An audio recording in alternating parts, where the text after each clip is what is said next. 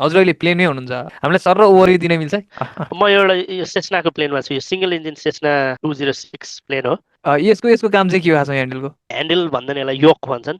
यसको काम भनेको चाहिँ प्लेनलाई दायाँ बायाँ गर्ने हो आकाशमा हुँदा। यो भुइँमा यसले यसो यसो गर्यो भने केही नि गर्दैन प्लेनले। आकाशमा हुँदाखेरि स्टेरिङ चाहिँ यही हो। ग्राउन्डमा हुँदा नि त प्लेन त मोडिरहेको हुन्छ यो खुट्टाले कन्ट्रोल गर्ने दुईटा पेडल्सहरू हुन्छन्, यसले चाहिँ तपाईँको दायाँ बायाँ गर्ने। ए यो ग्राउन्डमा हुँदा चाहिँ खुट्टामा स्टेरिङ हुने भयो होइन हजुर हजुर।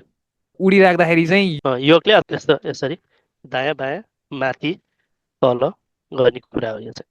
योगले तलमाथि लान नि मिल्ने हो प्लेनको नोज डाउन गरेपछि तल गयो, नोज अप गरेपछि माथि गयो, यता गरेपछि यता गयो, उता गरेपछि यता गयो टाइपको। हामीले जुन यो प्लेन अब कुदिरहेछ अनि हामीले टेक अफ गर्छौँ नि त्यसको लागि पनि त्यही योगले नै हो टेक अफ गर्दाखेरि चाहिँ म फेरि एकचोटि यहाँ मैले ल्याएँ। टेक अफ हजुर गर्दाखेरि हामीसँग यो तिनवटा लिभरहरू छन् यसमा होइन, हजुर तिनवटा लिभरहरू। यो पावर हो, यो इन्जिनको प्रोपेलर कस्तो खालको ब्लेड एङ्गलमा उडाउने भन्ने कुरा हो, र यो चाहिँ फ्युल कति दिने भन्ने कुरा हो। अँ, टेक अफ गर्दाखेरि हामी यो थ्रोटललाई फुल इन राख्छौँ, यो मिक्सरलाई फुल इन राख्छौँ, टन्न फ्युल दिन्छौँ, प्रोपेलरलाई फुल्ली कोर्समा राख्छौँ, र यो अँ, तिनटै कुरा रिच भएपछि यो चाहिँ एकदम जमिनमा गुड्छ, विङमा चाहिँ एउटा लिफ्ट प्राप्त हुन्छ, योकलाई पछाडि यस्तो तानेपछि माथितिर जान थाल्छ।